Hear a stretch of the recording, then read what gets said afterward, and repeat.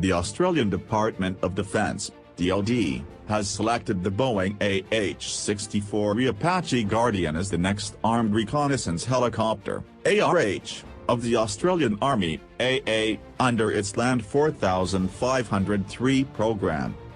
Defence Minister Senator Reynolds confirmed this on January 15, 2021, while also stating that the new helicopters will replace the existing Airbus Tiger ARH starting 2025. The Airbus Tiger ARH are plagued with problems in most of its operational service with the Australian Army. 29 helicopters are to be acquired under a program that is expected to cost around 4.5 billion Australian dollars, $3.6 billion US.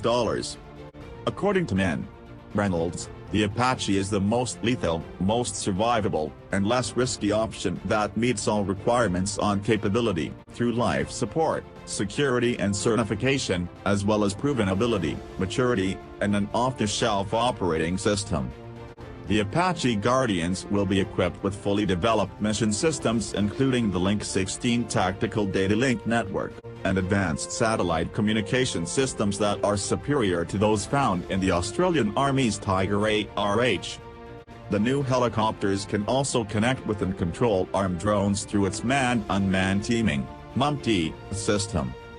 The Apache is currently in service with dozens of countries including the US Army and the UK British Army, and most of Australia's partners and regional neighbours including Japan, South Korea, Taiwan, Singapore, and Indonesia.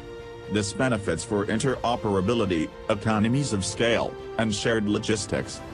Australia evaluated the Apache Guardian along with other options including the Bell AH-1C Viper, which is being used by the U.S. Marine Corps, which regularly deploys to Australia, and is designed for maritime use.